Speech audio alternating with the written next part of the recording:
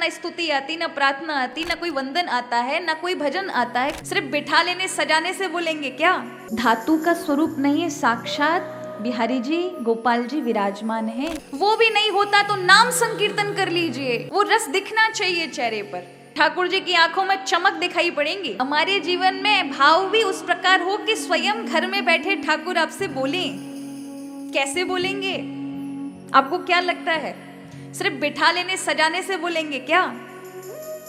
जब तक आप जुड़ेंगे नहीं उनसे, आपके हृदय में ये भावना उत्पन्न ही नहीं होगी कि मेरे घर में कोई धातु का स्वरूप नहीं है, साक्षात बिहारी जी गोपाल जी विराजमान है, मुझे देख रहे हैं, मैं क्या सेवा करूं?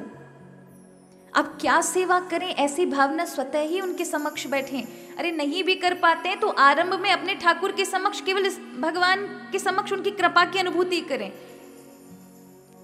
अपने मन की व्यथा को ही कह दीजिए, तुमसे कुछ नहीं बोला जा रहा, ना स्तुति आती, ना प्रार्थना आती, ना कोई वंदन आता है, ना कोई भजन आता है, कोई बात नहीं, कोई स्तोत्र भी नहीं आता तो भी चलेगा। मन की व्यथा तो है आपके जीवन में, कोई कष्ट तो होगा, वो अपने लाल जी को कहिए। पर एक बात याद रखिए, आरंभ में तो कष्ट सुनाइएगा, और जब ठाकुर जी आपको देखना आरंभ कर दें, आपके भावना का उत्पन्न हो जाए और आपको लगे ठाकुर जी सुन रहे हैं, उनकी आंखें आपको बता दें, क्योंकि ठाकुर जी की आंखों में चमक दिखाई पड़ेंगी। साक्षात जिस घर में ठाकुर जी विराजमान होते हैं, सेवा ले रहे हैं, वहां पर स्वयं ठाकुर जी का विग्रह बोलता है, आंखें बोलती, आंखों में चमक होती है। अरे प्रभु को देखते ही आंखें डबडबा जाती हैं। तब जब ठाकुर जी से जुड़ जाओ ना, कि वो आपके मन की भावना को स्वयं कहने लग जाएं, उसका उत्तर प्रत्युत्तर देने लग जाएं, तब भगवान से मांगिएगा मत, फिर व्यथा मत सुनाइए अपने जीवन की, फिर ठाकुर जी की सेवा में संलग्न हो जाइए। अपने लाल जी के लिए कभी कभी हाथों से, इन हाथों का परिश्रम, ये धन्यता तभी होगा, ये भाव तभी आएगा जब इन हाथों और 10 इंद्रियों से आप सेवा करेंगे। गोपी भाव तो इतनी जल्दी नहीं आ सकता, लेकिन हमारे संतों ने बड़ी करुणा करके हमें सेवा का भाव दिया है कि कभी अपने ठाकुर जी के लिए, उन्हें हरी चंदन पसंद है तो तुलसी के एक पत्र डाल करके ठाकुर जी को खूब रगड़ करके चंदन घिसा, और घिसे चंदन से ठाकुर जी का सुंदर तिलक प्रदान किया। कोई भी ठाकुर जी का नाम स्मरण करके, तुम्हें अगर कुछ नहीं आता है तो गोविंद गोपाल ही गाओ, भोग धरो, सुंदर अपने हाथ से माला पहनाओ। माला जब बनाएंगे तो हाथ लगे, आंखें लगे, मन लगा, सारी इंद्रियां, क्योंकि आप बैठे हैं तो पैर भी लगे, भगवान का नाम गा रहे हो तो कान भी लग रहे हैं, अरे खुशबू भी नाक तक जा रही है, 10 इंद्रियां आपकी उस कार्य में संलग्न हो गई। तो गोपी का मतलब क्या है? गोपी ही इंद्रिय ही कृष्ण रस पिबती इति गोपी ही, जिसकी समग्र इंद्रियां भगवान के रस में लगी हैं, यानी भगवान में लगी हैं, वो गोपी है। अब वो गोपी का मतलब कोई लहंगा इत्यादि पहनने वाली स्त्री का नाम गोपी नहीं है, भाव का नाम है। तो हम गोपी भाव कब करेंगे महाराज? कब ठाकुर जी को बुलाएं?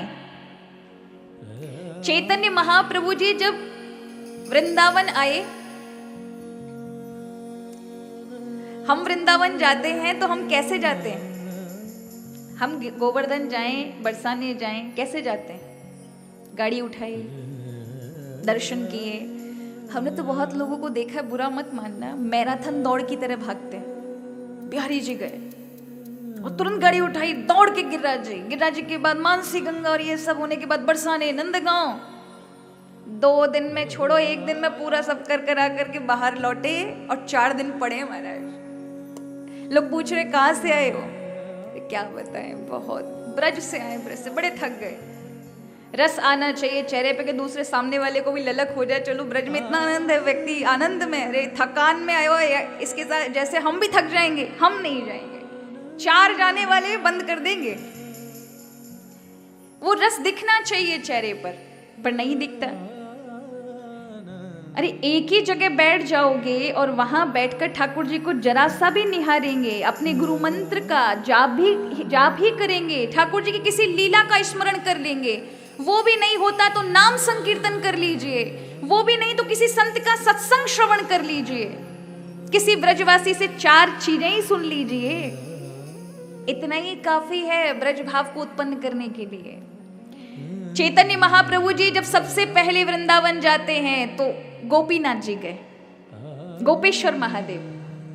तो वृंदावन में जाके गोपीनाथ जी के समक्ष कहने लगे, मुझे ठाकुर जी का दर्शन नहीं हो रहा, महादेव आप बताओ। बंगाली भाषा में है,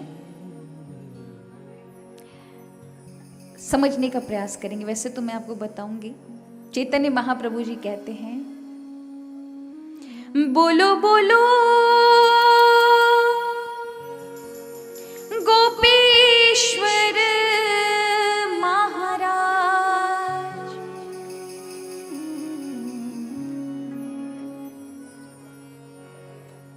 बहुत ध्यान से सुनेंगे।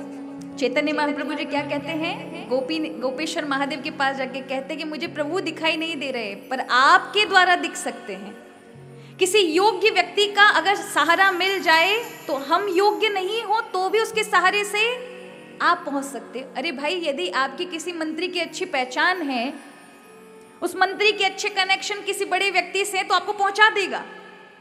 योग का बड़ा महत्वपूर्ण होता है महाराज।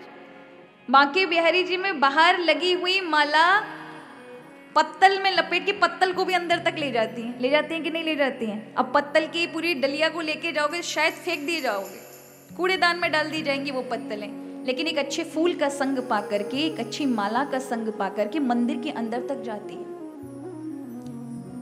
तो किसी योग्य व्यक्ति का अगर साथ मिल जाए तो हम में भी वो योग्यता आ जाती है, नहीं भी है तो भी प्रभु की कृपा से मिली ही जाती।